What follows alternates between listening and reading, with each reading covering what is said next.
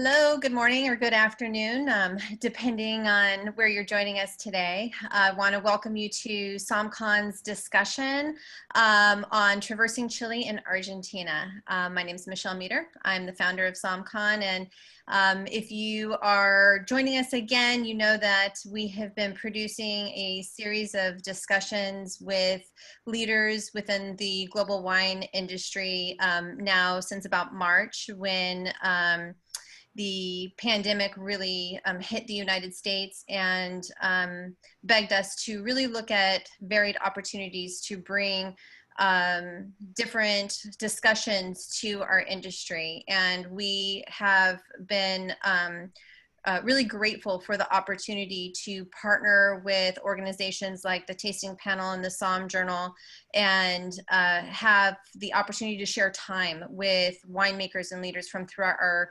industry from literally all points of the world. So today we're really thrilled to be joined by an expert panel of producers. I think you're in for a treat. It's going to be just a fabulous discussion. A few points, a couple of housekeeping items that I want to talk about. And reminders.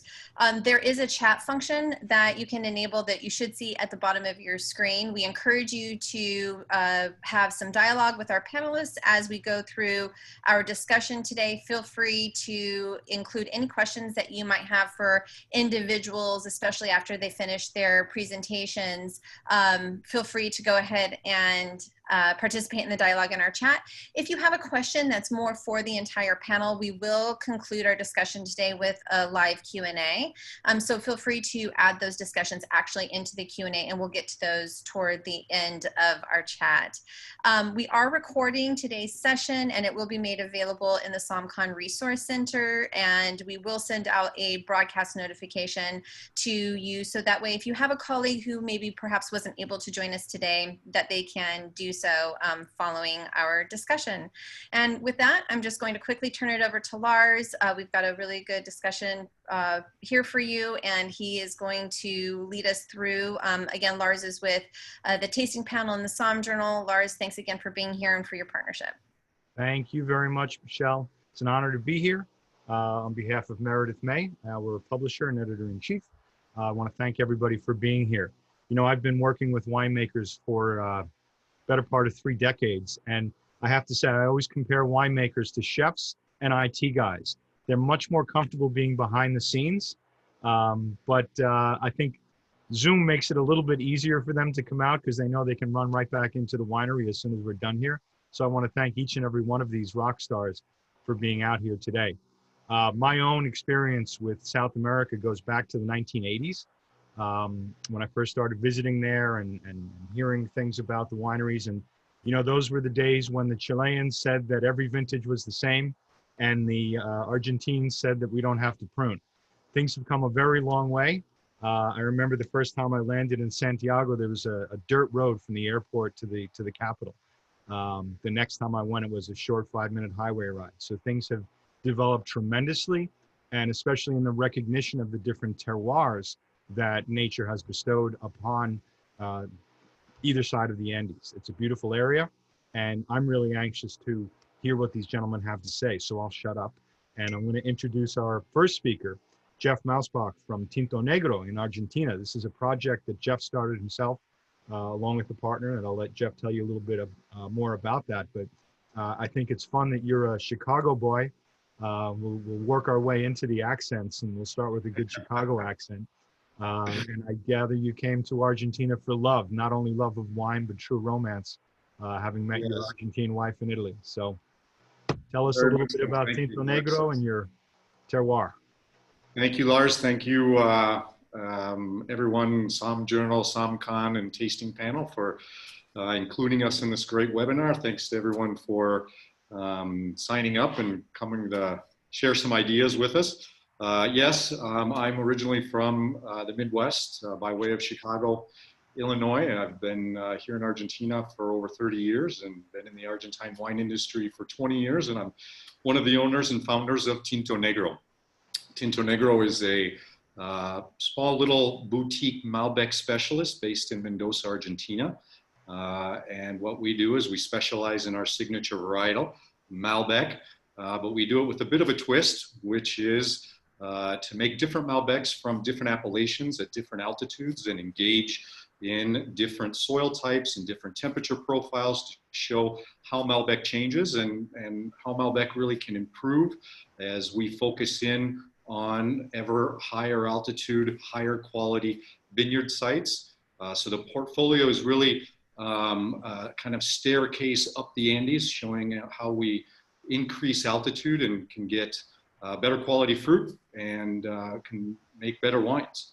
So what I had kind of planned for my 10 minutes was to first show you a little presentation of the winery, which will talk a little bit about the things that we do. And then I wanted to focus in on what I think is one of the most important things happening in Argentina today, which is the further definition of our appellation system. So we do a lot of work in one particular appellation where we have an estate vineyard, which is called Paraje Altamira. So I have a small little presentation to show you a little bit about Paraje Altamira. So right now, let's do the screen sharing. And Lars, you can tell me if that comes up fine. I will. We're not there yet. I see you've shared. There you go. You're on. Okay. So I'll stop this as we go along. This is Tinto Negro. So here are the principal owners, myself there on the left. In the middle is Alejandro Sejanovic, longtime friend and colleague. I worked for many years at Catena Zapata, helping to manage all of their international business for about 15 years. Alejandro was a longtime friend and colleague of mine at Catena. He was vineyard director for some almost 20 years. So we became close friends at Catena, and in 2010, we left Catena to start our own project, Tinto Negro. So the rest of the video is going to show you, it's a Google Earth video, so it's going to show you some really good mappage and orientation. So here's Argentina on the southern end of the South American continent. There's Mendoza on the far western side. It's the California of Argentine winemaking. We make 70% of all the wine that's produced in Argentina. Mendoza is a desert, continental desert, so it's basically our wine growing is done in oases. These are the 3 oases that we work with in Mendoza. So we're going to kind of run through our portfolio, which will run through a little bit of the main appellations that are available in Argentina. So here you have 2 of them, Maipo and Luján de Cuyo. That kind of big urban center to the north of Maipo is the city of Mendoza. So these are our two of the main winemaking regions, and together they're the kind of mid-level valley, and they're known as what we call the Primera Zona. So this is where our portfolio starts, and it starts with our introductory wine called Tinto Negro Luján de Cuyo from Mendoza. So this area has deep kind of clay and silty soils, a fairly warm temperature profile. So we feel it makes a great introductory, easy drinking Malbec, something that's kind of, like I say, for everyday drinking. So that's our introductory portfolio. We then move to there, that's the Uco Valley. So that's moving, that first area of Primera Zona was at 3,000 feet elevation. We then move up to the Uco Valley, which goes from 3,500 up to 5,000 feet elevation. So that's the Uco Valley. We have 3 counties in the Uco Valley, San Carlos, Tunuyán, and Tupungato. And our next wine comes from a blend of those areas. This is called Tinto Negro Uco Valley. And so this is a great introduction to the Uco Valley. We get cooler temperatures up here. We have poorer, rockier, sandier soils. So it makes a great introduction to higher elevation, cool climate Malbec. Then we continue. We're going to go into Tunuyán, and we're going to hit an appellation that's called Los Chacajes on the higher level of Tunuyán. This is almost 3,800 feet elevation. Los Chacajes has great rocky soils. As you get higher up in the mountains, you get rockier mountain soils. So here in Chacajes, we make 2 wines. The first is an exception to our Malbec rule. This is Cabernet Franc. This is an Uco Valley level Cabernet Franc, which really loves the rocky soils in this area. So this is the exception to our Malbec rule. And then we make another wine from this area. So here you can see much more surface stones, 30 to 40% surface stones. This is the second wine that we make from this area. It's called Limestone Block. It's a Malbec driven blend. and it is a co-fermentation of Malbec with Cabernet Franc.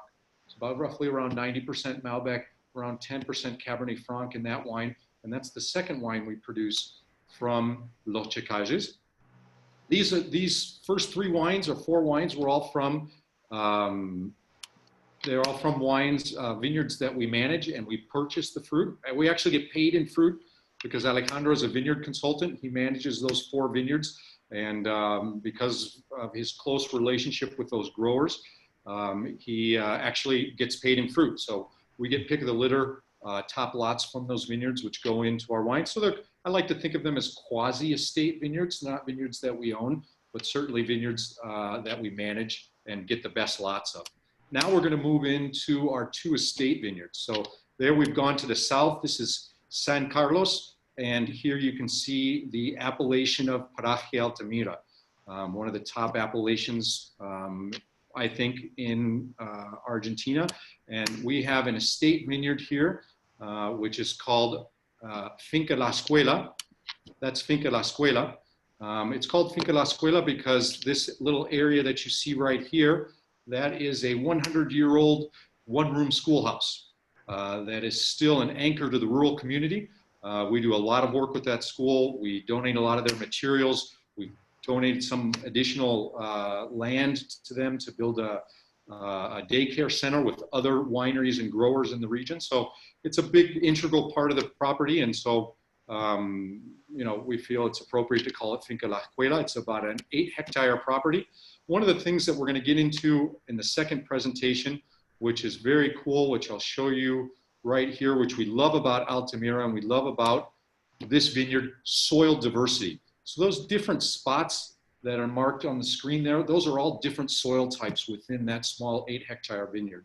And it's the blending of the Malbec fruit on those different soil types, which we feel gives Finca La Escuela a very unique character. So we have sandy soils, we have silty soils, we have gravelly soils, and we have stony soils with rocky limestone driven minerality. So the blend of those soils is what really makes Finca La Escuela something unique. What we also do is not only a single vineyard wine, but a series of single soil wines. So we choose one day out of the year, out of the harvest, and we harvest a small batch of each soil by itself.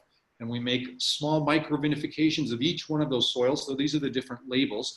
So I make a limo, which is silt. We make a piedra, which is limestone driven soil. We make a grava, which is gravel soil. And we make an arena, which is sandy soil. So that kind of completes what we do at Finca La Escuela. And then we're going to go now to our last kind of icon vineyard, which is in an appellation right next door in La Consulta. And this is Old Vine Malbec. So this is a vineyard that's called 1955. And this vineyard was planted in 1955. So it is a 65-year-old vineyard. And this is Old Vine Malbec. We think one of the great national treasures of Argentina. Not a lot of Old Vine Malbec out there. When you can find it, grab it, nurture it, make something very, very special. Very small berries, but with great balance and acidity. So this is our icon wine called Vineyard 1955. Okay, so that's a little bit of the portfolio. Now I'm going to share a screen to are you seeing that next one up there, Lars, that says Finca La Escuela? Nope, I'm still on 1955. Okay, let's close that then, and I'll have to share screen with something else. Share screen with that. Share. Does that come up? Yep. Okay. So what we're going to do here is look at Finca La Escuela. So we'll continue with the mappage and give you a little bit of a look at all of the appellations in the Uco Valley. So this is Tupungato with San Jose, El Parral, Gualtallarí. You then move into Tupungato with San Pablo, Los Árboles, Los Chacajes, Campo de los Andes, Vista Flores. You then come down here to San Carlos. You have Paraje Altamira, La Consulta, El Cepillo, and El Indio. So that's a good look at all of the different appellations that are in the Uco Valley. So we have alluvial soils in the Uco Valley. And the 4 ones in San Carlos come from what's called the alluvial ejection cone that is from where the Tupungato or the Tunujan River comes out of, which is right there. So that's where the alluvialness happened, and they kind of ejected the soil material down the mountain. So you can see the slope here, and according to your slope is going to be your position on the slope is going to be where you're going to see the different types of soil types. So when you're higher up, you get great rocky soils. Then as you go down the slope, you get some mixture of sand. You get down here, you get a little bit more silt and sand, and on the very bottom, you get a lot of clay in your soil. So according to where you are on that alluvial slope is going to define your soil profile. So here is a look at that with some pictures. Here's the ejection cone. This is Paraje Altamira, Cepillo, La Consulta. So you can see the soil type here in Paraje Altamira, lots of rocky limestone. Also lots of, in Cepillo next door, quite a bit of stone. But when you get down mountain and you get into La Consulta del Cepillo, you can see there's a lot less rock.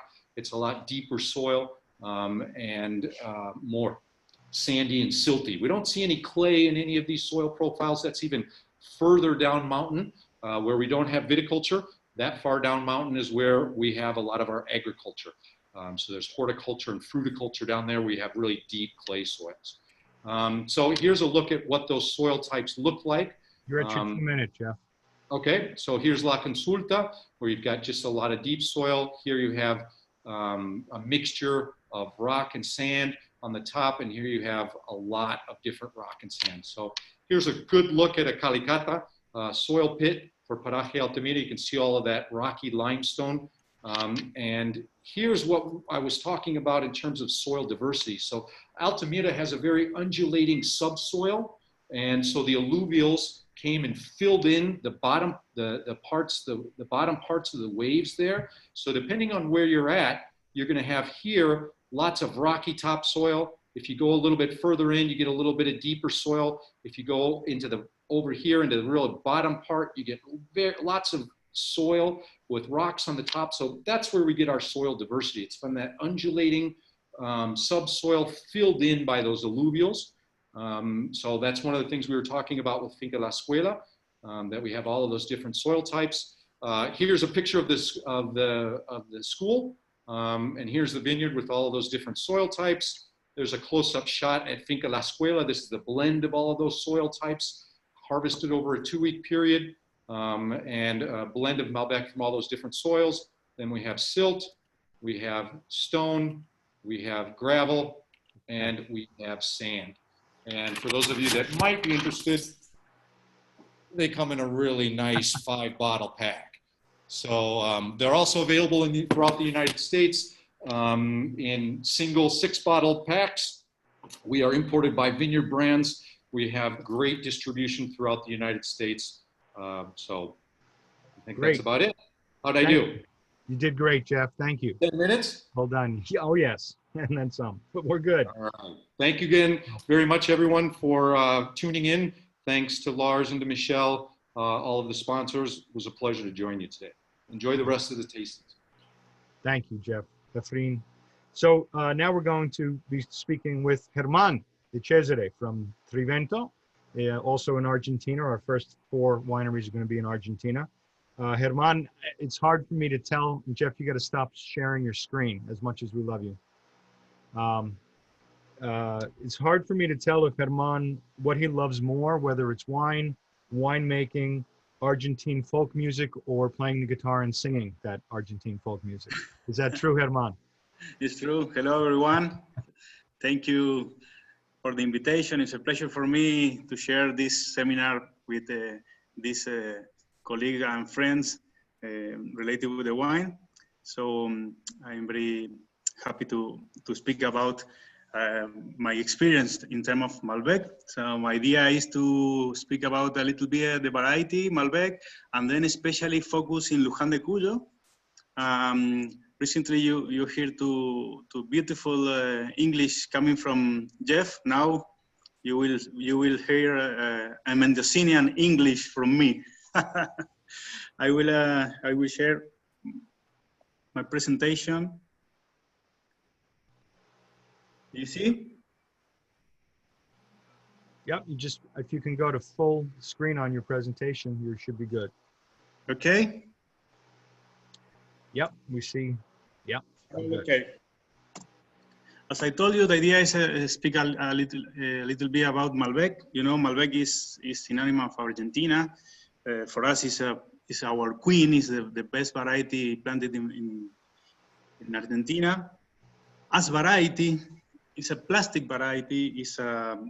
It has a lot of diversity, expressed very well in each place that you have planted Malbec. Always, the wines coming from Malbec from different parts of Argentina, from the north and to the south, you always have very good wines, different qualities, but always very, very good wines. And that speaks about that adaptability and the diversity that this variety gives. No? In terms of color, Malbec is a variety that it has very powerful color. In terms of nose, Malbec move between the red fruit to the black fruit. Then appear some flowers that similar than violets. And in terms of mouth, you have Malbec that are very round, velvety tannins, and you have Malbec that are very juicy on the palate. You have Malbec that have a lot of tension, and especially when you go to the altitude and the very stony soils, start to appear more oysters aromas and more tension and more juiciness and more stretch Malbec. So that gives you an idea how the Malbec can be different, can has different phases depending on the place where are planted. In terms of numbers, we are the big producer of Malbec. We have almost 100,000 acres planted in Argentina, and 86% is planted in Mendoza. Apart from that, 70% of our total production is located in Mendoza. To speak about a specific Luján de Cuyo, that is one of the places that I love a lot. Actually, I live in Luján de Cuyo. I like that you have in your mind 2 or 3 important information. Number one, Luján de Cuyo is a very, very beautiful place with a long tradition in terms of viticulture. It was one of the first places where the immigrants arrived at the beginning of the century and started to plant in Malbec and other varieties. But really, Luján de Cuyo is the place where the Malbec started to be the Malbec that you know today.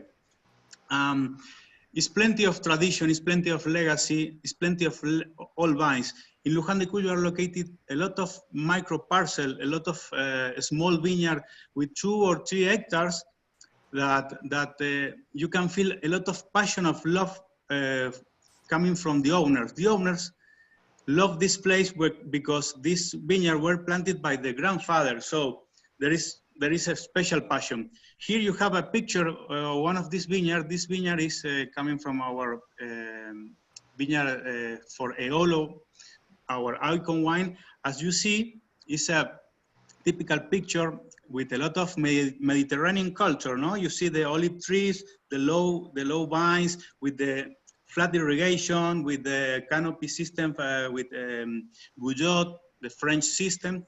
That is very traditional in this area. So number one, that the information that I want that you recognize is the Luján de Cuyo is a very, very traditional area in terms of Malbec variety, yes? Then here I choose another picture about Luján de Cuyo, and this is one of our vineyards. And here you can see more or less what is our land, no? All our viticulture is coming from our place. The mountain, the Andes mountain, the water that we use is coming from the snow that we receive in the winter time. The altitude and the soil are coming from the mountain. So most of the soil located in Luján de Cuyo are alluvial soils coming from the alluvial fan of Mendoza River. The continental climate is winter very cold, summer very hot. The altitude is the element that regulate the climate in the harvest time, for example, with very nice, cool nights and nice days during the day to ripe the grape. And another important thing is that Mendoza is very dry, no more than 200 millimeters every year, and we have high sun exposure. That, in generally speaking, that are all the elements that regulate the climate and the soil in Luján de Cuyo. Now, here in a map, you have Luján de Cuyo area. You can see Mendoza River crossing in the middle of the Luján de Cuyo area. And for me, you can divide Luján de Cuyo in two important regions. In the north side of Mendoza River, the area that we call Las Compuertas and Vistalba, they are a small district. And in the south, you have Pedriel and Agrelo as main district that you can see most of the vineyard planted. The most important difference between north and south for me is that you have, as I told you, alluvial soils, but especially in the north bank of Mendoza River, Vistalba and Las Compuertas, you have more frank, sandy soil with different level of stones, alluvial stone that appears more close to the surface or more deep. But when you go to the south, in Pedriel and Agrelo, you start to see more percentage of clay. Basically, the main difference that the Malbec coming from the north and the south, you will see in the mouth. Normally, Malbec coming from Las Compuertas and Vistalba are more structured with a lot of more powerful tannins. But when you go to the south, because the clay soil, you start to see more round, soft tannins, not many powerful tannins, no? The idea is that in Luján you have a lot of different conditions that give you different profile of Malbec. But in my opinion and my experience, the main difference are located in the mouth. In the north side, you have more structure. In the south, you have more round tannin and more soft tannins. Always regulated by Mendoza River that is incredible in the night. You feel the fresh air coming from the mountain, and that is very important for the thermal amplitude. I mean, the difference between the day and night. All these elements, at the beginning I told you the tradition, the oldest vines, the passion and love of the people who live there and cultivate these vines. And then this mix of soil, altitude, and weather make that Luján de Cuyo is a really treasure for us. It's a miracle for me because all this combination of all these elements not happening in different parts of the world. And in Mendoza, we have the opportunity to enjoy this place and of course study this place in order to potential the quality of these wines. One example of this wine I recommend. Un minuto, eh? Un minuto, okay. Yep. One wine that I recommend to taste about Luján is our Iolo, that is our icon wine. Received many nice awards, but this Iolo expressed very, very nice the typicity of Luján de Cuyo and especially of Vistalba. And finally, to speak about diversity of Malbec, this is the year Trivento was founded in 1996 by Concheturos Group. And this is all the vineyard that Trivento has, 10 vineyards located in different parts of Mendoza with more than 1,600 hectares, and give us the possibility to make a special blend of Malbec with Bonarda coming from Maipo and Syrah coming from Maipo Valley. This wine shows you the diversity of Malbec using for wines coming from blended varieties. So this Malbec is 70% Malbec, 20% Bonarda, and 10% Syrah. And it's a modern style of wine that shows you the typicity of Malbec combined with some marmalade coming from Bonarda and acidity from Bonarda and spiciness coming from Syrah. So I speak about one area, Luján de Cuyo, the typical and classic area for Malbec, and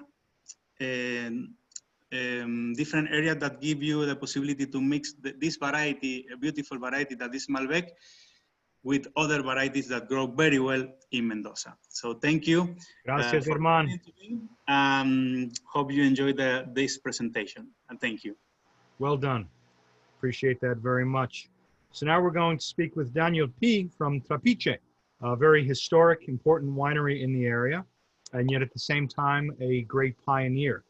Daniel, I know that you have had a tremendous amount of experience with different terroirs, and you've sort of expanded the scope of that a little bit as well with heading toward the ocean. So would you tell us a little bit about your work at Trapiche and your focus on the terroirs? And I think, yep, we're good.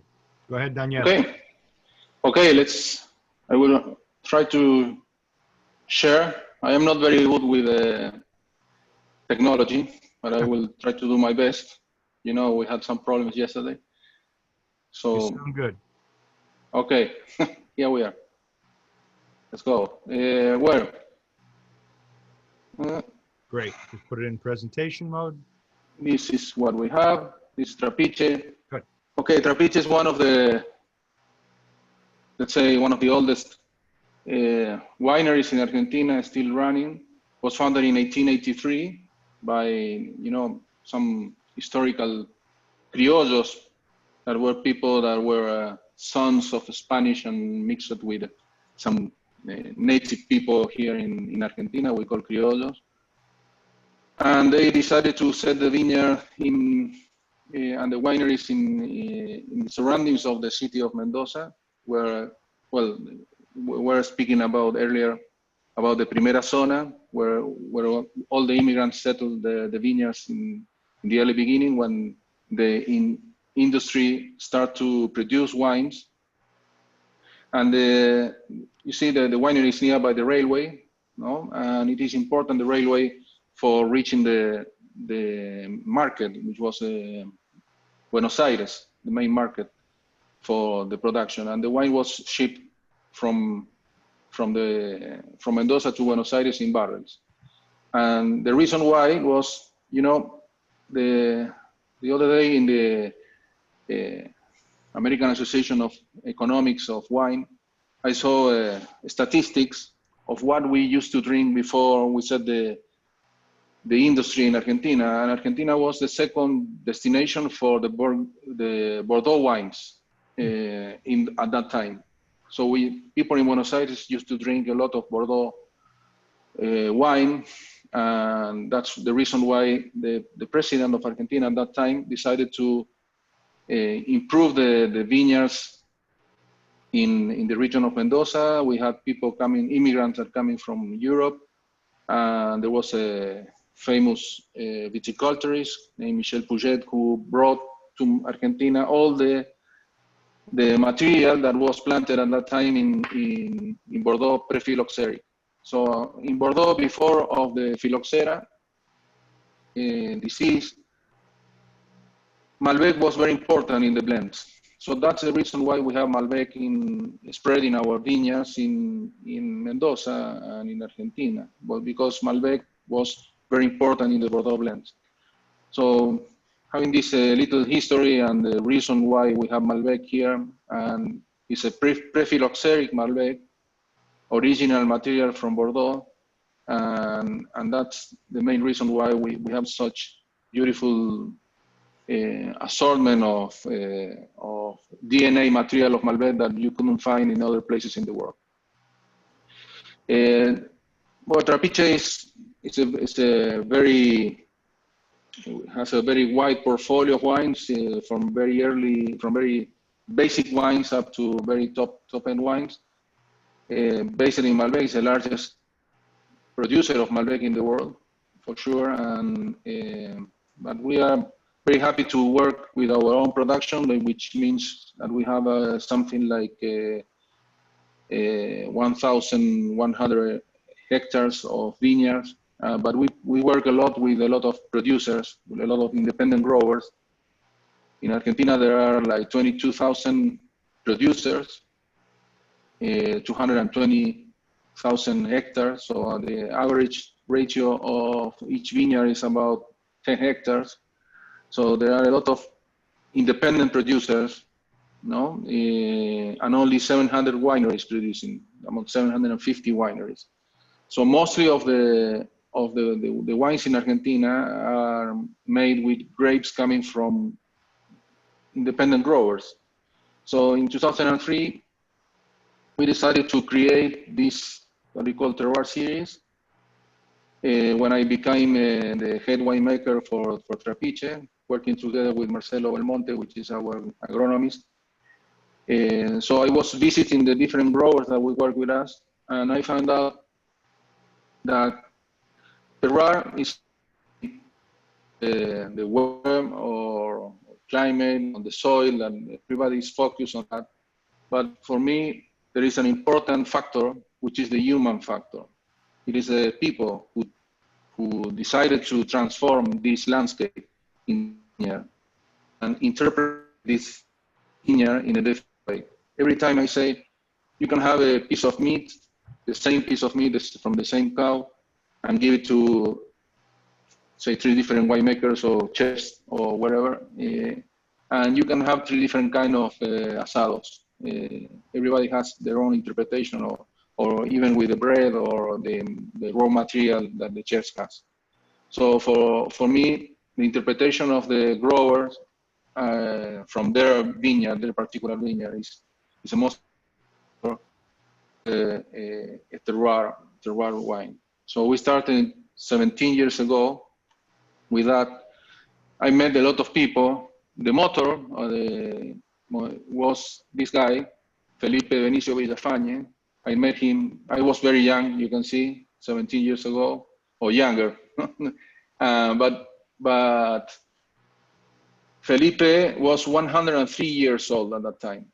And he was running his vineyard, and I said, this guy who planted the vineyard in 1945, and he's about to leave this level in the earth, he never saw a bottle of wine with his name in the label. So why we are not producing wine with the name of the growers, of those particular growers? And that's why I convinced the people in the marketing people, and we started to produce wine. So Felipe Villafañe, 103 years old, Vittorio Coletto, an Italian immigrant, planted a vineyard in 1947 as well. His nieces, Cristina. Well, another very important guy, which is Fausto Orellana. And here we have Jorge Miralles and his wife. All of them were participants, and they're the people of Finca Ambrosia. All of them were selected. So we select among the more than 700 growers that work with us, the 70 that produces Malbec, and among the 70, we select the 3 best for our wines. And this is the most important project I made for Trapiche at the early beginning, and recovering the Malbec from the people who were actually running their vineyards and producing grapes and their name on the bottle. So this is a very good challenge for us to work and work together with them. It's a very nice thing that we're doing. It's fantastic. Hay 2 minutos. 2 minutos. Okay. We are moving away from Mendoza, and everybody was speaking in the Andes, and we move away from 1,400 kilometers to Santa Isabel in Mar del Plata, nearby the sea, the South Atlantic Ocean, where we have a completely different landscape. This is what we have there. It's a dry farm vineyard where we produce mostly white wines, Sauvignon Blanc, Chardonnay, Albarino, Pinot Bianco. And in this particular vineyard, where you have different type of landscape and type of soil, more loessic than alluvial. This is the type of soil that we do have there. And it was formed by the wind and by volcanic ashes that make a carpet in the Pampa. And when the Andes went up, we have a lot of volcanic activity, and all the ashes went to the pampas and make like a carpet. And you see that we have like 4 different type of soils in the same place with this organic and the silt and the calcium, which is more or less what we call calcium carbonate and sandy loam. This is a typical soil from there. And this is our winery, 1,400 kilometers from here. So Argentina is not only the mountains and the alluvial soils, we have another thing, and this is what we want to show you. Different place. This is something that we don't need to irrigate. It's a dry farm nearby the sea. So the ocean wines that we are producing in our country. I hope I did it in the right time. You did it perfectly. There goes the alarm. Thank you. Okay. Thank you, Lars, Michelle, and Shelby, and all the people who just attending. All righty. Just take off your share screen. There you go. Perfect. So next up is Alejandro Pepa from El Estico in Argentina. Alejandro, I think your motto is your eagerness to learn. And you've been doing quite a bit of that since you joined El Estico in 2000. You're in Calchacri, which is a very high altitude area. And I'm looking forward to hearing more about that and seeing you on the tower. Is that what I am correct in understanding? Yes, hola Lars. Hola. Buenos días para todos. Yes. Thank you for invitation. Hello everyone. Yes, I'm Alejandro Pepa. I sit here in Cafayate, in Calchaquí Valley, and my idea for this 10 minutes is show you some part of this beautiful valley and share some information. I changed the camera, and in this moment I am in the top of the winery, in the tower. I work in this beautiful winery called El Esteco. Yes, El Esteco was founded in 1892 by Don David Michel. We have a wine in his honor. And this beautiful winery is located in this beautiful valley, yes, called Calchaquí Valley. This Calchaquí Valley is located in the northwest of Argentina, approximately 1,000 kilometers north to Mendoza, near the Andes mountain, and is formed by these 2 mountains. This is the east of the valley. This mountain called Aconquija mountain, and separate us from Salta and Tucumán. Another part is very green, very rain, and this mountain gives us all the protection from the humidity that another part. And this is the north part of the valley, and this is another mountain called Quilmes mountain. And after that Quilmes mountain, we have all our vineyard in the foot of this Quilmes mountain, and we obtain all the condition, the rocky soil, the mineral soil came from this Quilmes mountain. And after, behind the Quilmes mountain is a little valley, and after that appear the Andes mountain and Chile. This is a typical day here in Calchaquí Valley. This is the typical condition. Very blue sky, very sun days. This is very typical from Calchaquí Valley. All this valley is continental weather. We have continental weather similar to the desert. In the summer season, our temperature is between 30 degrees Celsius approximately during the day, but during the night is near to 10 degrees Celsius. Then we have a lot of difference between the day and the night. And okay, we have 2 facilities here in Calchaquí Valley. This is downtown, is Cafayate. The key of the valley is the high altitude. This is one of the highest valley in the world, more than the 1,700 meters. Cafayate is located at 1,700 700 meters above sea level. And we have another facility to south, 80 kilometers to south, called, in the same mountain, called Chañar Punco, at 2,000 meters above sea level. This very dry weather, you see, we have a rocky condition, poor soils, mineral soil. In some part here, more in the valley, more sandy, but when you go to the foot to the mountain, appear more rocky and calcareous mineral soils. Another characteristic of the valley is possible to see. It's very dry. It's the desert. We depend totally of the water from the dismelted water from the Andes and some water from underground. In El Esteco, we have different system of conduction. The traditional planting, some of these planting in 1940, 1945 year, very old vines. We irrigating flat irrigated, and we use drip irrigated too. Now, Lars, please, is possible to put my presentation, a little presentation, please? Absolutely. I need you to take off your share screen, though. Okay. And I have your presentation. Can everybody see that? We've got the full next, please. Sign up. Great. So. Okay. Next, please. I'm trying. Okay. Okay. This is a map of Argentina.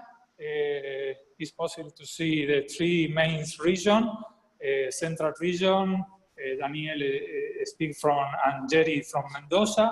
We are in the north part of Argentina, 1,000 kilometers north in the Calchaquí Valley. It's very limited terroir, Calchaquí Valley, only 2.5% of the total production of Argentina. And it's possible to see here our two facilities or our two vineyards, one in Chañar Punco, I spoke about that, 2,000 meters, very rocky soils, 70% of the soil is rocky and calcareous, 2,000 meters above sea level, and another here in Cafayate called El Esteco Cafayate at 1,700 meters. More than the 780 hectares between both. Then it's very exclusive valley, only 2.5% of the total production of Argentina. Next, Lars, please. Okay, this is a beautiful view of the characteristic of the Calchaquí Valley. Red mountain, dry weather, mineral mountain with red color, green color. It's a very beautiful, very high altitude. Next, please. This is some part of our vineyard and some special characteristic. In the summer season, we receive in summer season our precipitation, no more than the 200 millimeters a year of precipitation, very few quantities, really totally, this terroir is a desert, and our wine give this expression characteristic, the desert characteristic and the very high altitude characteristic. Next, please, Lars. It's possible to see here, I spoke about that, the two mountains, the narrow valley, Calchaquí Valley, between the Aconquija and Quilmes Mountain. The valley cross or run to north to south, is near 240 kilometers long. It's a very narrow valley with a microclimate. And in this picture, satellite picture, it's possible to see the green part, all the precipitation is in this part, stop in the Aconquija Mountain, and cross the Aconquija Mountain very dry and start all the desert from the Aconquija Mountain to Andes is very, very desert. Again, it's very isolated terroir, very far to the big cities, 3 hours by car from Salta, 4 hours by car from Tucumán. Then we are very isolated terroir. Okay, this is some of our soils. I spoke about that. Sandy, rocky, depend where we put our plant, our vineyards, but in general it's mineral soil, and our wine give this expression. Next, please, Lars. Okay, we spoke about that too. The sunny day, the high altitude. Calchaquí Valley represented one of the highest valley in the world. Again, this is the key of this valley, more than the 1,700 meters. And our wines express this condition. Wild wines, very expressive Torrontés, Chardonnay, Sauvignon Blanc in the white varietals, and in the red grapes, our main grape is Malbec, absolutely, but Cabernet Sauvignon and Tannat give us a very good condition. The soil, the water, and the weather in general, we express it in these pictures. Next, please, Lars. Okay, return me, please. Okay, which is good. You have less than a minute. Okay, now I'm inside in the winery, because for me, Lars, the terroir of the weather condition, the soils, the climate, the precipitation, the high altitude is a very important part of the terroir. But for me, the people and the winemaking is very important too. It's part of the terroir. And we have in the Esteco all the facility in our two wineries, all the facility to produce and control very well our products. For me, it's very important all the process. We have our special barrel room, we have our tunnels, we have the concrete egg, the liter barrel to produce our fermentation. And for me, this is very, very important to produce real high quality wines. All the people and all the team that working with me here in the winery is very, very important, and is part of the terroir. Again, our wines express very well our terroir. For me, very high sensation. When you open the wine from high altitude, it's possible find this special condition, this flavor, these aromas, this color in these special wines. Thank you, Alejandro. I'm sorry to cut you off, but that's your time. Okay, But that was a beautiful waiting presentation. Thank you, and we're waiting here to share the wines and share some asado in some moment. Bye-bye, thank you very much. Thank you, Ale, gracias. Fantastic, bye-bye. So now we're going to cross the Andes, and we're going to cross the Andes with what I like to call a human bridge. Aurelio Montes Jr. Represents his winery Montes, which has realities in both Argentina as well as Chile. Caiquen in Argentina and Montes in Chile. Of course, it's a family company per se, but there's a board of directors that I know that Aurelio has to work very hard to prove himself for. And he's one of the ways he's working hard today is exposing himself to the elements. Congratulations to both Ale and Aurelio, because I remind all our viewers here from the Northern Hemisphere that these guys are in the middle of a very cold winter. So Aurelio, I won't make you stand out in the cold too much longer. So why don't you go ahead and tell us where you're standing and what Montes is all about. Well, hello Lars, and hello everyone. From this beautiful view of Colchagua and Apalta Valley in Chile in a very cold winter, I'm going to be really happy to talk about Chile. But as you just said, I had the opportunity, the unique experience to live also in Argentina. I spent more than 5 years producing wines in Argentina. So for most of the people that know Chile and Argentina, maybe they think that it's the same country, it's the same area. And even if we are so close, this huge range of mountains called Andes makes, so different soil, so different climate, culture, and of course people. So that's why for me, working in both sides of the Andes has been really, really a unique experience. So let's go. I'm gonna share this presentation.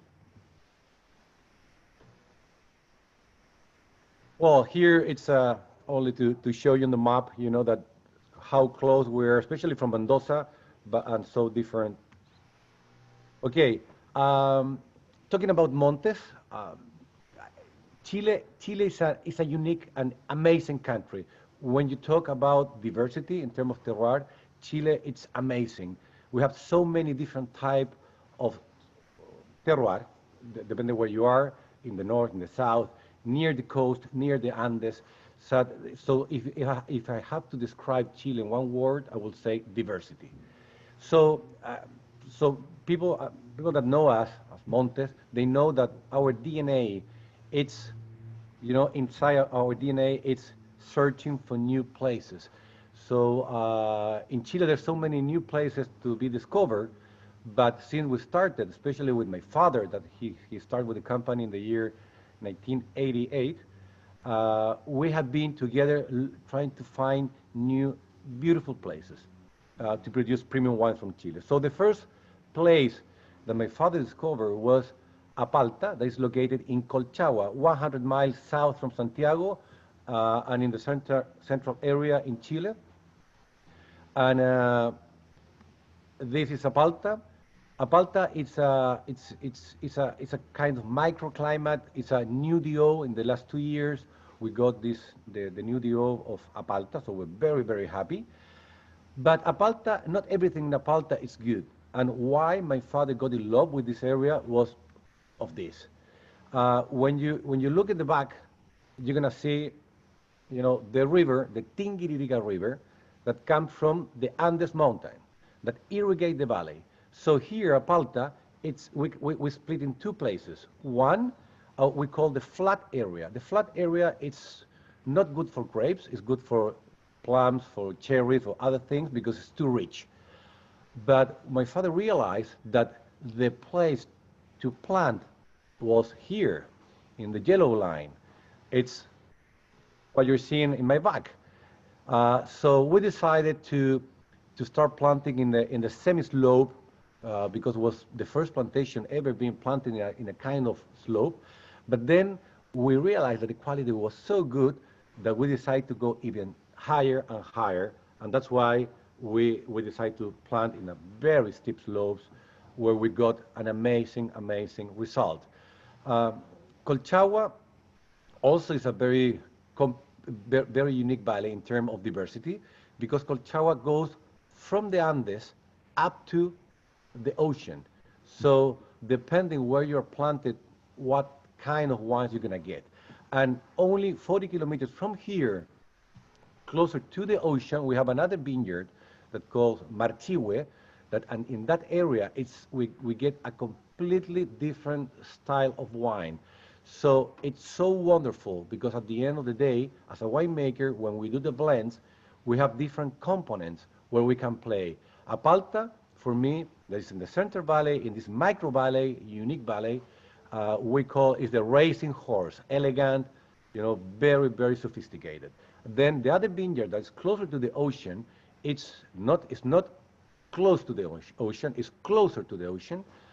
We get much more, you know, vibrancy, bigger tannins, deeper color. So blending both, you get unique blends, unique, you know, personality in terms of elegance and power. That's why we're so established in Colchagua. We're really in love. Moving to different things, we have been discovering or traveling inside of Chile to many places, but I want to show you a specific, sorry, with the, a specific vineyard that we have discovered and developed. The next one is Zapallar, that it is in the north of Chile, in the north of Santiago. And why we decided to go there is because we got a quite specific condition very close to the ocean. Here we're almost over the ocean, only 11 kilometers from the ocean. So Uh, what we get there, it's the straight influence, that goes from the ocean to the vineyard. And if you look the map here, you're gonna get a very high altitude mountain, and down here another high altitude mountain. But in between there's a big gap. So the breeze coming from the ocean into the inside of the valley, it's very strong. So when you try even the berries of of the vineyard, you get the saltiness of the ocean. You can get, that's why for our Sauvignon Blanc produced from there, we macerate the skin. Normally we don't do that. We macerate the skin with the juice to get that saltiness inside of the wine. So this is Sabayar. The bad news of all these areas is that there's not much water. We have very limited amount of water, and sorry. There we go. We have so limited amount of water that we can't really grow too much, and that's why it's a very small and limited production.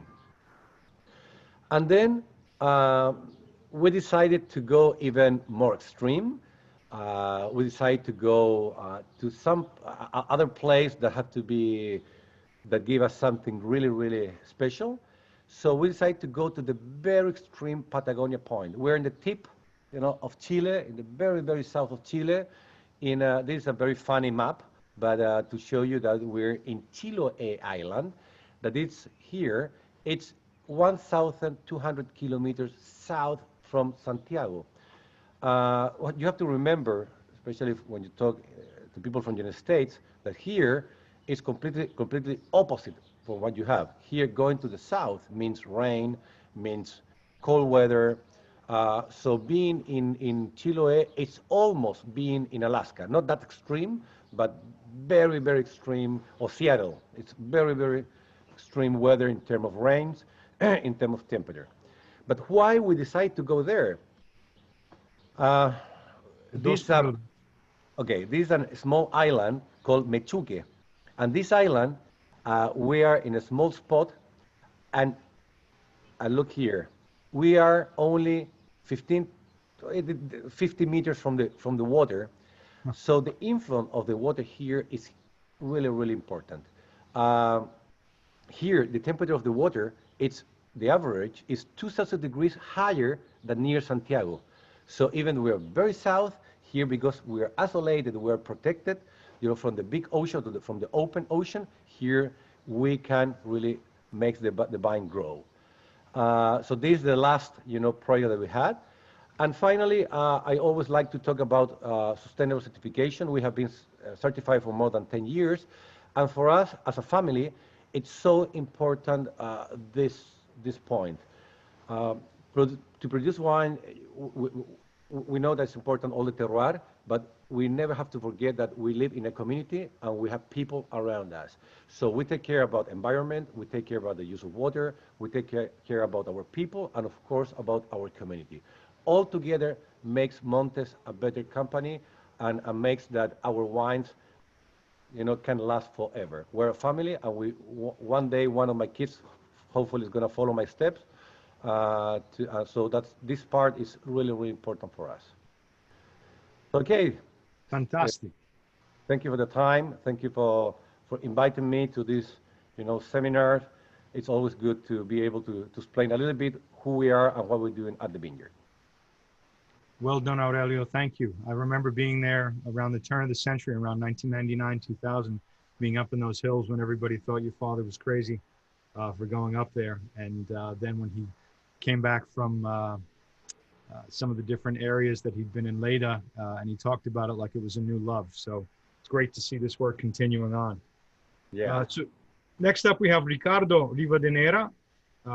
Ricardo, you've worked in Napa, in Bordeaux, and then you came back to Chile to join your family's project, which is Winemaking. So why don't you tell us a little bit about that and your terroir and what you're putting in the bottle there, please.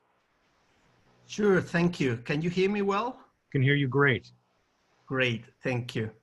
Well, yes, I have a presentation. I selected many of many good photos that I had on my computer, so I want to jump right into it.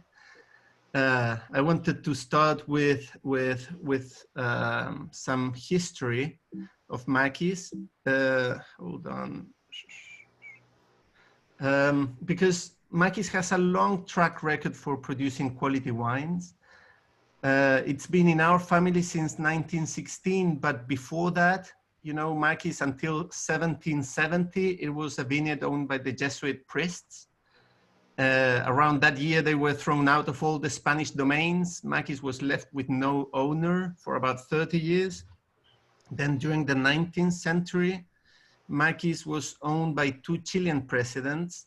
You know, this bridge that you can see on this photo was built by one of these presidents because they were so proud of being from Colchagua that they organized some cabinet meetings here in Colchagua. So they would bring all their ministers from Santiago to Colchagua. Here on the left, you have my great-grandfather. He was the one who bought maquis from a relative of one of these presidents. This is a watercolor.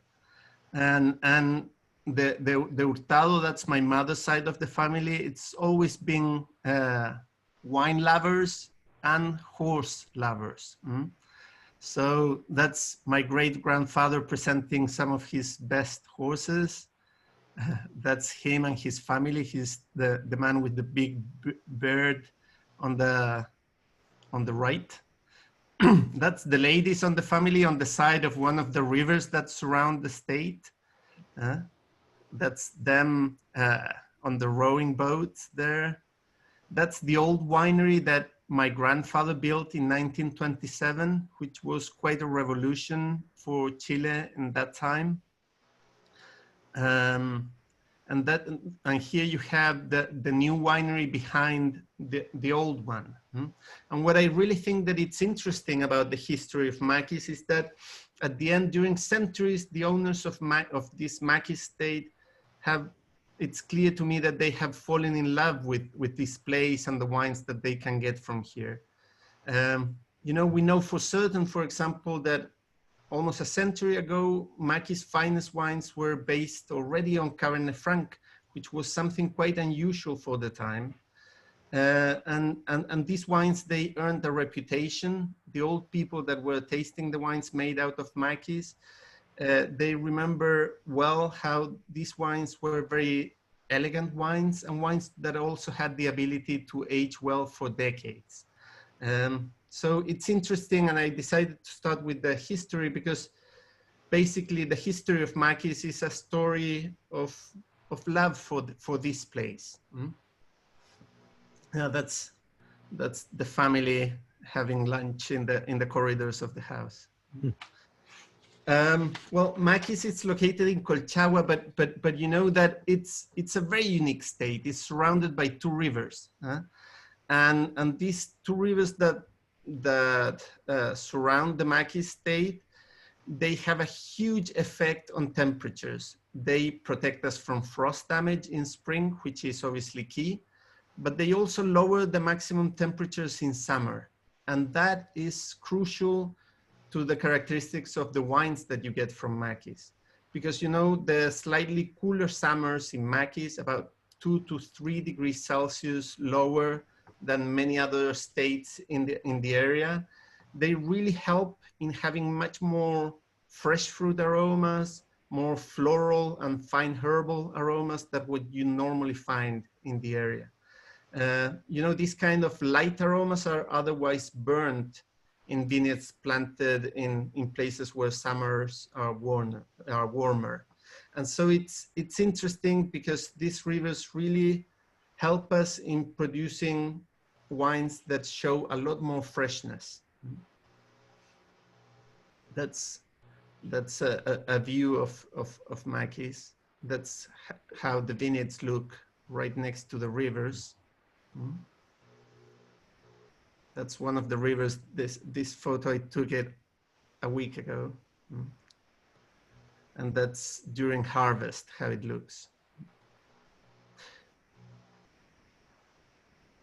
Okay, so let me tell you a little bit about the soils at Maquis. Soils at Maquis also have to do with the rivers, because obviously we have alluvial soils in a place like this. And we have a unique combination of a topsoil, sometimes 2 to 3 meters deep, with a lot of clay, 40, sometimes almost 50% clay. But this topsoil with a lot of clay is set on deep gravel. So whenever you dig a soil pit in Maquis to survey the soils, you always find gravels at some depth. This means that the water holding capacity of this of this soil, help us to have vineyards that, if we have a normal rainfall during winter, something that it's not that common anymore, but these vineyards can be non-irrigated. Then the rivers also, because the level of the water is so much lower than our vineyards, about 10 to 12 meters lower, they act as a huge natural drainage system.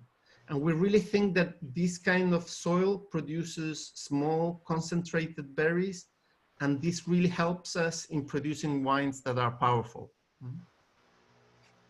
You see the gravels there below the top soil with a lot of clay.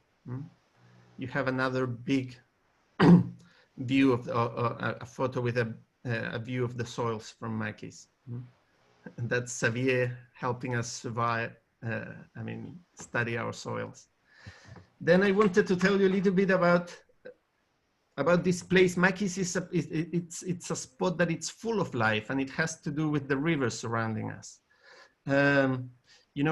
It's always been a place where you can find a lot of wildlife because of the rivers, and we have decided to protect it and to make it a key element in defining what we are.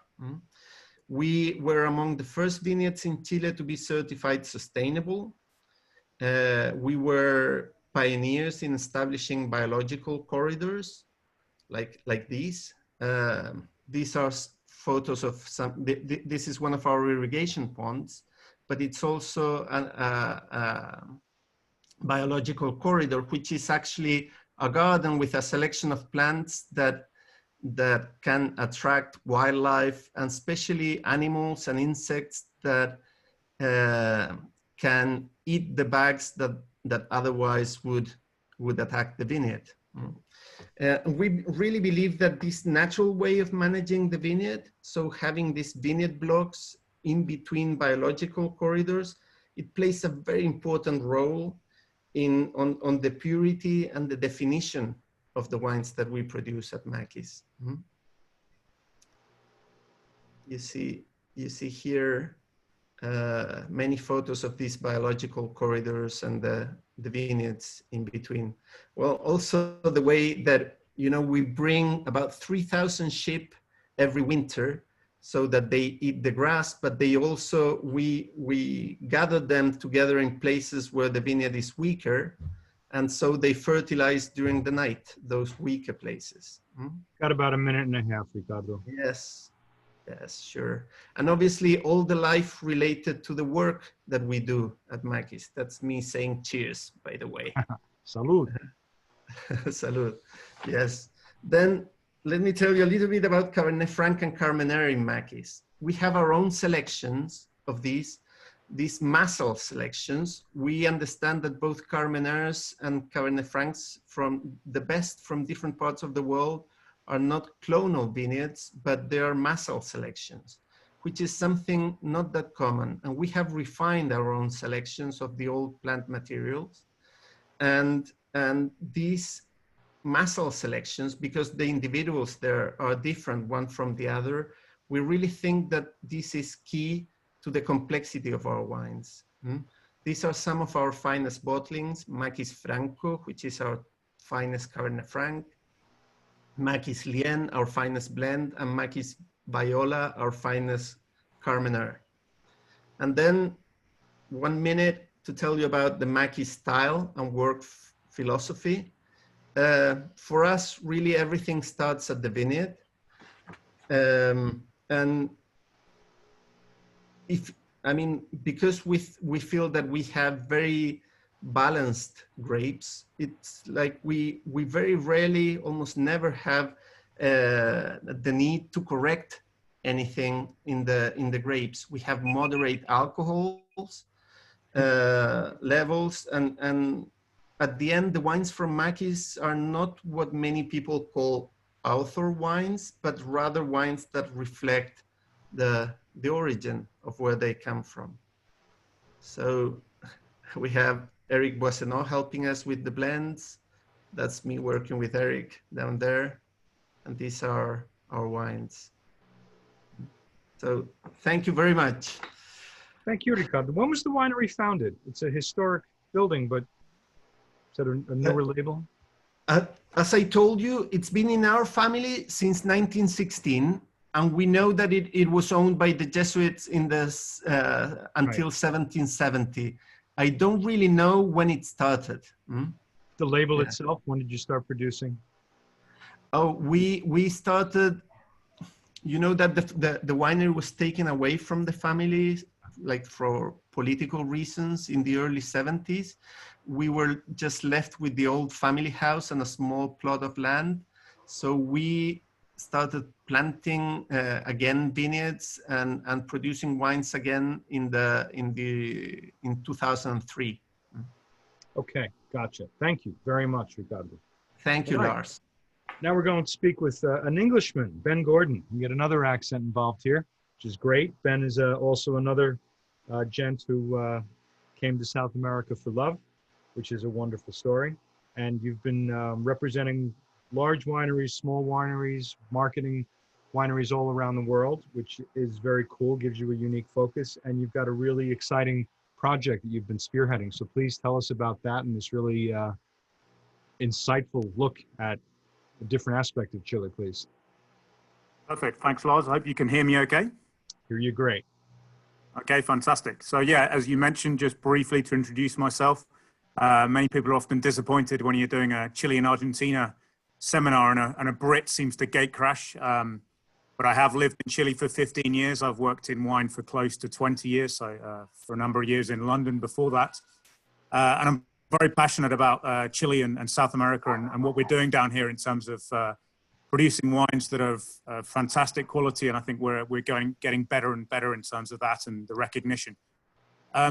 My role is the managing director of Bodega Volcanes. So again, I'm surrounded by many great winemakers. Perhaps I'll give you a little bit more of a kind of commercial aspect. In terms of ourselves, as the name may suggest, Volcanes, Spanish for obviously volcanoes. So we are a 10-year-old project that is ultimately looking to reflect Chile's very unique landscape, our seismic country, and produce wines that really do have this sort of volcanic and mineral edge in terms of what we're producing. So that's what we're trying to do. We sell about 30,000 cases per year, so just under 400,000 bottles.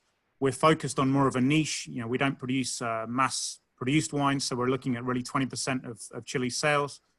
And we're always looking for people with a sense of adventure. You know, we're a young brand, so we know we're not a household name, so we need consumers that are willing to try something new. We produce 11 wines in total from 7 valleys, and those hit 4 different price points, from around $15 up to about $65 US retail. Very briefly, our history. 2008 is when this all began with Pilar Diaz. She's the winemaker. She was in her 20s then. She's still very young, in her 30s now. And she hooked up with a geologist to start this project back in 2008. And to see, ultimately, through a geological map and a winemaking map, to see if there were indeed links just from where vineyards are planted and volcanic soils. And indeed there were. And then the project was born. And we started producing wines in 2009 onwards. I joined in 2016 to give a sort of more commercial focus to the wines we were producing. And in 2018, we gained our sustainable certification through Wines of Chile, which is something we still hold to this day as well. With regards to Pilar, female winemaker, her mother was a winemaker as well. She was basically raised in the sampling room at Santa Carolina, where her mother was a winemaker back in the 90s. So she was always going to be a winemaker, and I love her style. She's perfect for our wines. You know, we're looking for wines that do have these unique flavors, that have minerality, and bring to life this volcanic terroir. She's not a big fan of huge oak or extraction, and I think she's ideal for the project that we're trying to produce. And Gonzalo, who is has been a consultant for us, really helping us to understand the geology, the geological side of this. You know, this is beyond terroir and a vineyard manager. This is a guy who understands rocks far better than I ever will, but has helped me to understand this project. Ultimately, within Chile, what he's helped us to identify is, in simple terms, you can divide Chile's volcanic soils into igneous intrusive rocks, which are those that have never been erupted from volcanoes, and then obviously volcanic rocks that have come out of the volcanoes themselves from eruptions. It's important to point out, Chile has 2,900 volcanoes, if you include those that are tapped over. So along with Indonesia as the most volcanic country in the world, I don't think Indonesia is making much Cabernet Sauvignon. So Chile can certainly claim to be the most volcanic wine producing country. And at the same time, our project is important to understand. It's not based on one volcano, but there's quite complex idea of the number of volcanic activity that we've had over the course of 350 million years that has created all these different soil types that we look for. What do we know about, volcanic soils? There's still a huge debate. A lot of it's inconclusive. John Sabo has perhaps to this day produced the most famous book, Master Sommelier from Canada. And he was inconclusive in terms of, no one can actually say, okay, you're on volcanic soil, this is the taste you will get. But we certainly believe, ultimately what we're trying to do is retain Chile's fantastic fruit that we have thanks to the climate, but we always want that extra minerality and volcanic soil element to come through in our wines, and ultimately to be even more prevalent as you work your way up the scale within our portfolio. So volcanic soils have certainly been in vogue for a number of years since I joined this project. So it's almost well timed in that respect. This is, I don't want to turn people into geologists immediately today, but just important for us to understand that this isn't just marketing. There's a lot of research that's gone into our project over the years. But ultimately, it goes back to what I said earlier about these two different soil types, those that are created from volcanic eruptions, and those that are ultimately still intrusive igneous rock, which is ultimately soil type that has cooled down slower below the Earth's surface rather than those that cool quicker that have come from eruptions themselves. And as I said as well, we are talking anything from modern depositions from eruptions in the last century to stuff that has happened 350 million years ago in the Paleozoic era. So this is, very complex in terms of the volcanology of our country. And it all comes down to the fact that we are on the Pacific Rim. We're on the Ring of Fire with the Nazca Plate and the South American Plate constantly rubbing together in a subduction zone to create seismic activity and ultimately magmatic activity and the volcanic activity that we have within Chile. Within our own project, ultimately, obviously some people will know that, the volcanoes today are all in the Andes. So the zone here, Zone D, is incredibly important for us because that is where the most active volcanoes are located. But also for us, Zone B is incredibly important as well. Chile, as you maybe know, has two mountain ranges, the Andes themselves and then the coastal range. And actually the coastal range is older than the Andes. So there as well, there is a lot of intrusive igneous rock, and we have a number of vineyards that we use in Zone B as well. And in Zone A, it tends to be a lot more marine, a lot of limestone, but also there is some granite soil as well, subsoil, which is also volcanic in its elements as well. Zone C is the Central Valley itself, and that tends to be a little bit more residual soil of B and D, so less volcanic, but there will still be volcanic elements within Zone C. But we focus predominantly on B and D with our production, and a little bit in A for some of our cool climate white wines as well. So as I said earlier, we are prevalent in 7 different vineyards. So that ranges from closer to Santiago, Casablanca, Lleida for whites and Pinot, Maipo for our classic Cabernet, Rapel, which is mainly Almaue, which is definitely where we are in this Zone B I mentioned before, this area here, the coastal range, which has some fantastic andesita rocks from over 200 million years ago that still really create this unique soil type. We also have some vineyards in Maule, and then we have started working in the last few years in Biobío and Malleco, which are particularly interesting areas. They are very close to more active volcanoes. And you have a soil type called trumao, which is ultimately volcanic ash mixed with clay, and is very prevalent in these areas. So here are some of the volcanoes that we have in that particular area. And in brackets, you can see some of them had eruptions in the last 100 years. So this is a typical soil for Mayeco and Biobío. 2-minute warning, Ben. Okay. In terms of our range, so we start with a reserva range. That is our opening range, if you like. We don't produce wines below that denomination in terms of quality. And there we're producing more classic style, Pinot and Sauvignon Blanc, and then 3 reds. Our Tectonia range is what we're particularly proud about as a range. I think this is the wine that the range that best displays our diversity, which I know Aurelio mentioned as well, and I'm a huge believer in Chile's diversity. And this range really does that, and a beautiful gastronomic style of small production wines from different areas within Chile. And there we have Chardonnay and Pinot Noir from the southern areas, more full-bodied Carmenère and Cabernet, and a great blend of Grenache, Petit Syrah, and Mourvèdre. And then we have standalone single vineyard wine from Maule, which is Parinacotus, Syrah Carignan Old Vines, and Igneo, which is our relatively new sort of icon wine, Petit Syrah and Petit Verdot blend. You know, our distribution is pretty global. Since I've joined, we've gone from 5 markets to 30 markets, predominantly working on a multi-channel, mainly with specialists rather than mass retail, and obviously on-premise as well being very important to us. And in the US, we currently have 3 different importers. We don't have a national importer. We're working regionally. We currently work with Vias, who very kindly set us up with Lars and the team for today. They work for us in New York and New Jersey. Novo Vino in Illinois, and American Northwest have just signed with us for the Northwest. They don't have stock yet, but that is news just in. So there you go. Hopefully that gives you a little bit of insight. We're a relatively new kid on the block. We're very proud of what we're doing in terms of putting sort of the volcanic soil element of Chile on the map and really pushing that idea of premium wines. And I hope you enjoy this, and it's been a pleasure to take part, and I thank you everyone for organizing it. Well done, Ben. Thank you. Very unique perspective on Chile. Very refreshing to hear. That's cool. Volcanic area. Thank you very much. All right. So next, I could listen to every single one of you guys all day, and it kills me to have to cut you short because it's such great information. But next, I get to introduce a guy that I actually used to listen to all day, my buddy Marcelo Papa.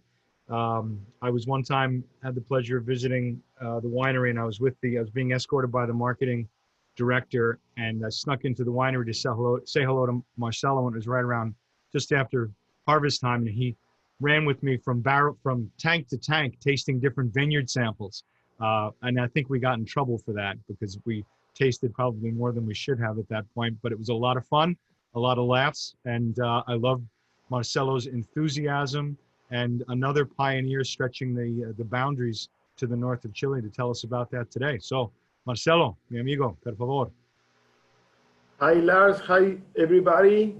Thank you very much for the support of this taste of this presentation, and maybe some are tasting some wines. Could you see pretty good the image and my sound? Yes, looks good. Right.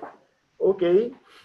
Well, I think that first of all, congrats for all the expositors. I think great presentation, a lot of good information, very, very interesting. And Aurelio said in his own presentation, and Ben also, Chile is a country, it's a pretty crazy country in terms of geography and climate. The diversity that we have here in the country, it's great. There are many places so different. We have many type of soil, many type of weather. We have for one side all the influence from the Andes mountain, which is huge, and also for Argentina. But then we have pretty close the influence from the Pacific Ocean that we don't need to forget that in this ocean there are not sharks, there are penguins. So the temperature of the water is so cool. And in other areas like South Africa, Australia, or even New Zealand, the temperature of the water is different, and you get shark. So we will talk a little bit about north of Chile, Limari region. Aurelio showed the Chiloé Island. There are a little bit more than 1,500 kilometers from one point to the other. And that talks about the diversity of the country. Well, you know, where is located Chile. Let me see here. So Chile is pretty long. And then in the Limari region, which is pretty much in that place, we have the Limari region, which is a fantastic area surrounded by the Pacific Ocean and also by the north from the Tongoy Bay. A pretty nice area of beach and fantastic area. So I like pretty much this view that shows pretty well our geography. Here is the north, south, and we have the Andes Mountain that of course separate Chile and Argentina. Then we have the Pacific Ocean, and this is a view from the west to the east. And the coastal range is getting altitude when you are moving south, and probably in the Mayeco area is taking his peak, his tallest altitude. But here in the Limari region is almost doesn't exist the coastal range. So for that reason, the influence of the Pacific Ocean here, it's pretty strong. The vineyards are more or less 200 meters over the sea level, and the vineyards are located 18 kilometers from the Pacific Ocean. It's a fantastic area to grow Chardonnay and Pinot Noir, even other varieties, but I think that we have a treasure here for Chardonnay and Pinot Noir. We will talk from this area. Well, from this area, we produce two range of wines: Marquez, where we grow Chardonnay and Pinot, and also Amelia Chardonnay, and now Pinot Noir. Fantastic wines. And first, in terms of weather conditions, this area almost doesn't exist the coastal range. So the influence through the night is coming a huge influence, and almost every morning when you wake up, it's cloudy in the morning.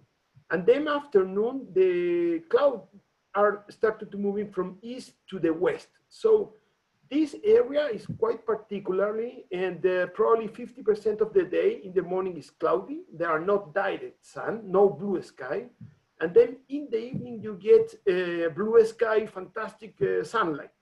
So maybe an amount of sunlight enough to get good ripening process, but not enough to burn acidity, freshness for these two varieties. I like pretty much this comparison. If you look temperatures, I took good areas globally to produce Chardonnay and Pinot Noir. We took Burgundy, which is the Puligny area, Santa Maria in California, which is a pretty interesting Chardonnays on that area, Russian River, which we took the numbers of Sebastopol, which again, it's a very nice area, and Quebrada Seca, which is the place in Limari where we are. If you see, and if we take the maximum average temperature of this area, and if we concentrate on the last 60 days before picking the grapes, which is the time of the year where you really define the flavors. 60 days before picking is really critical. If you look at that, Quebrada Seca is in the green, Burgundy, it's on the gray, and if you see most of the 60 days, the temperature maximum average is pretty similar. Just at the end, Burgundy go a little bit down, Russian River stay high, and Santa Maria is cooler. If we go on the other map, and if you take the minimum temperatures, the same. If you go for Quebrada Seca, follow pretty similar like Burgundy. Santa Maria, even it's cooler, and the Russian River is even cooler. So the difference between day and night in Russian River is much more extreme. In Burgundy, Quebrada Seca, or Limari and Santa Maria, the temperatures are more close. So that talks that it's a pretty interesting area in terms of sun intensity, and also in terms of temperature, pretty interesting for these varieties. Just think that in January, which is the warmest time of the year in this area, just 2 hours average a day, the temperature is over 24 Celsius degrees. So it's a really area where you are doing on 22, 23, 20, or on the 20s, early 20s. So I think climatically, this area is a great area for Chardonnay and Pinot Noir, and I think that in the future it will be considered one of the top areas globally.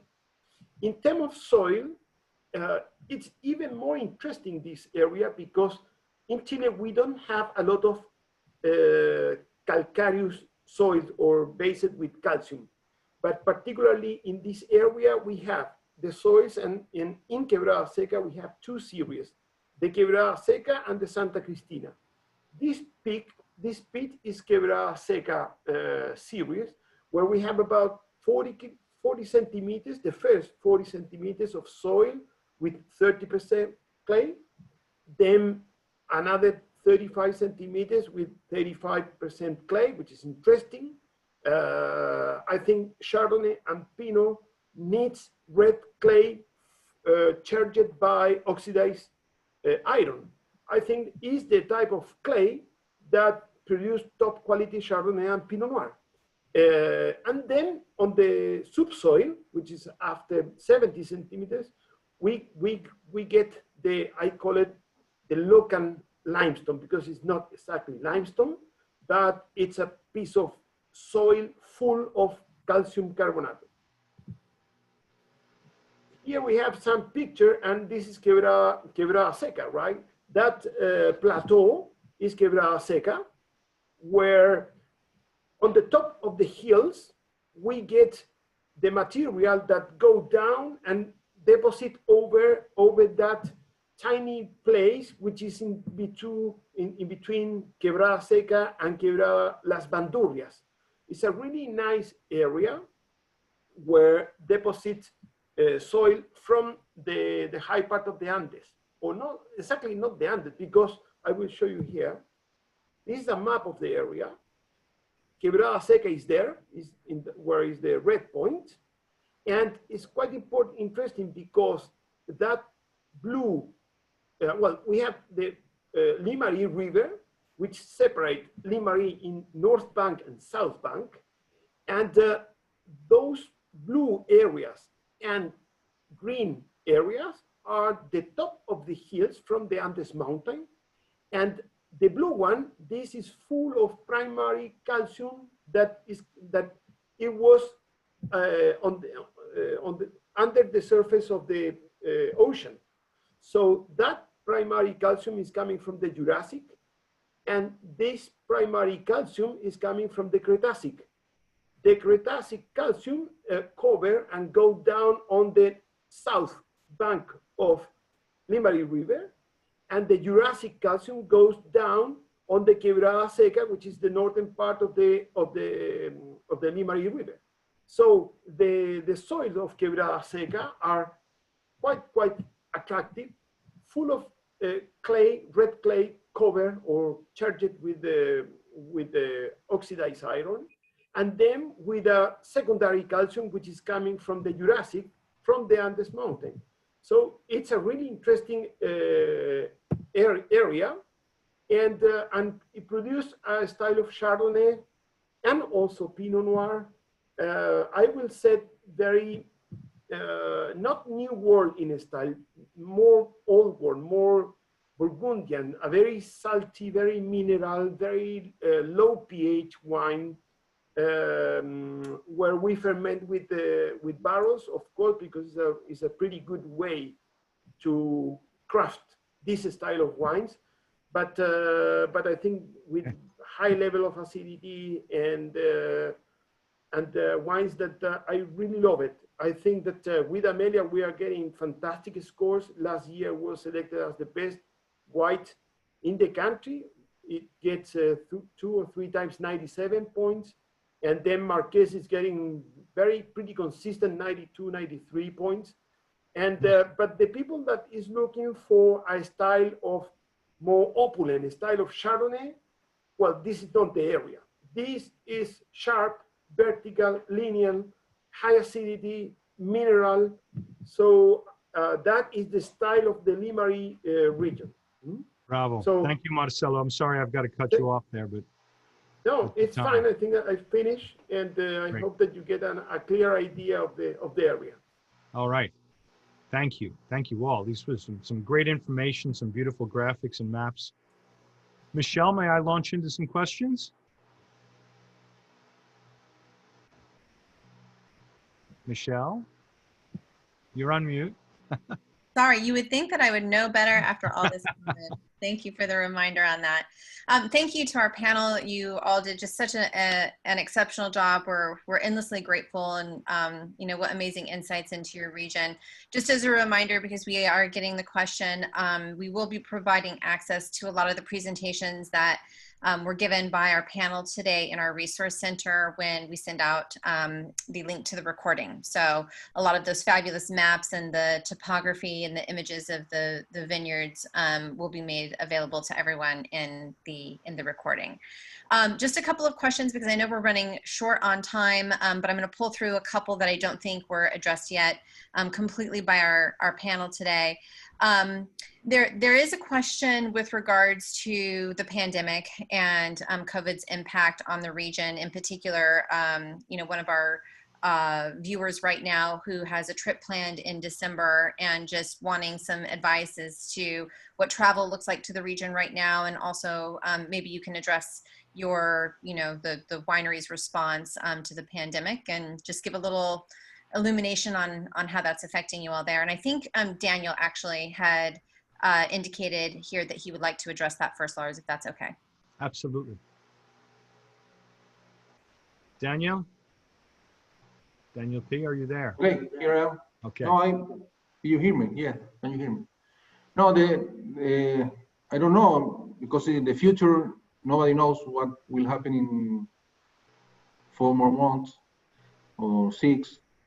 Unless we get the vaccine, I think the world will be very difficult to travel abroad. And anytime you come here, especially in Argentina, from abroad, you have to stay in quarantine like 2 weeks. So if you want to travel other countries, it will be complicated. So my suggestion is not to travel now and wait until you get the vaccine. But nobody knows. Probably we will have some medicine instead of the vaccine. The things are getting very complicated, I think. At least in Argentina, it's complicated even to travel inside Argentina. There are different places where, for me, for instance, I couldn't go up to Cafayate or going away from Mendoza.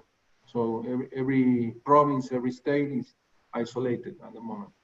And I think that this will last longer.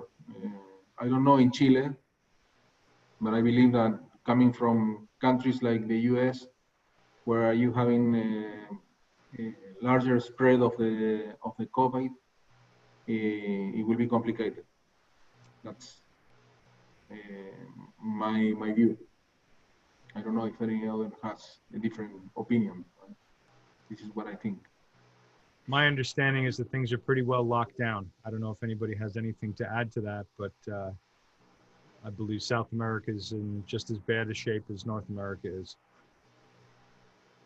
So, okay, thank you. One of the questions that, a couple of the questions that I thought were interesting, and I'd want to address them both from the Chilean and the Argentine side. I know that years ago, if you, depending on your location, if you were close enough to the Andes Mountains, you could do flood irrigation. And I believe that most vineyards, most wineries, certainly quality wineries, have gotten away from that. Would you, any of the winemakers like to address the idea of irrigation there, and what, is it flood, is it drip, or is it a greater percentage of dry farming? Or is it hard to generalize? If you want, I can I can jump into that. I can say that generally in Chile, you have mostly, I mean, you have a lot of dripping irrigation, especially as Aurelio was saying earlier today. We've had like a decade of drought or less rainfall during winter than usual. It's interesting to hear also from the people in Argentina how in Mendoza it rains a lot less than in Colchagua, for example. We were hearing before how in some places you get maybe even less than 200 millimeters, so roughly, I don't know, 8 inches of rain during a whole year in Argentina, in Mendoza, while in Colchagua you normally get an average of, let's say, 500 to 600 millimeters. So that would be almost 2.5 times as much as in Mendoza. So in places where you have deeper soils, like I was saying in Maquis, when you have a deeper soil and soils with a lot of clay, for example, it allows, you have a good water holding capacity, and it allows at least us on years when we have normal rainfall in winter to not have to irrigate the vineyards during the whole growing season.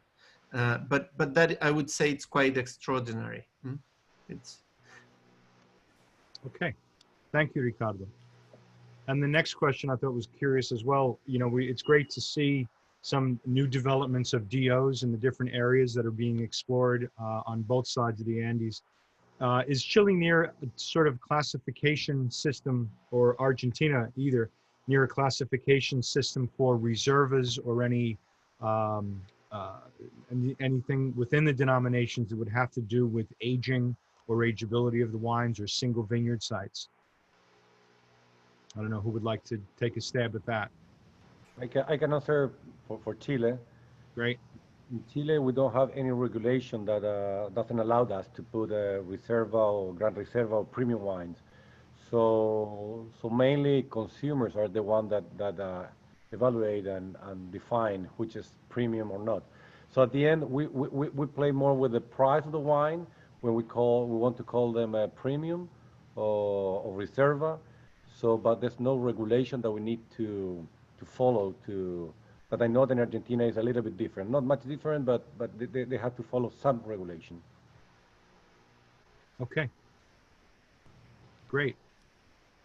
Yeah, in Argentina we do have a regulation regarding this Reserva and Gran Reserva, and depends on the time of aging.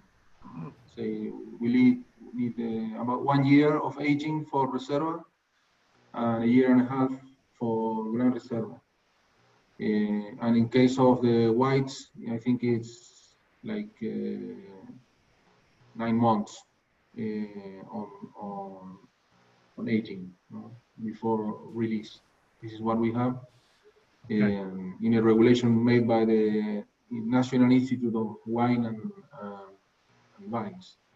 Is that a historic rule, or is it something fairly recent, Daniel? It is something that came like, if I don't remember badly, something like 4 or 5 years ago, because we needed this regulation to go into the EU, into the European community, because they have the Reserva and Gran Reserva. It's a name that is belongs to the Spanish regulation. So they need to know what is our regulation regarding Reserva and Gran Reserva. Okay, great. That's helpful. And I think, Michelle, if you agree, I think we'll call it a day there. I know that some of these questions we can also answer in follow-up. But I think if we get into different styles of Malbec or Carmenere, we could be here for another 2 days. I'd love to have this whole group write a great book or film a movie. Yeah, you know, just out of respect for everybody's time, we'll go ahead and wrap today and say goodbye, good evening, good afternoon. And just thank you once again for joining us and being part of our weekly dialogue on what's happening within the global wine market and helping to illuminate for our audience what's happening with respect to Chile and Argentina. So we appreciate your time. And again, look out for the recording and the link. Everything can be found at sommconusa.com, and you can also follow us on our social media handles on Instagram and LinkedIn. So thank you again, everyone. Lars, wonderful job as always, and to our panel, we really appreciate all of you. Thank you. And look for the recaps in the Somm Journal and Tasting Panel as well, and reviews. Thanks for all the support. Huh? Okay, yeah, thank you, gracias a everybody. todos. Muchas Great gracias. presentations by the entire panel. Thank you, everyone. Muchas gracias. Chao, adiós.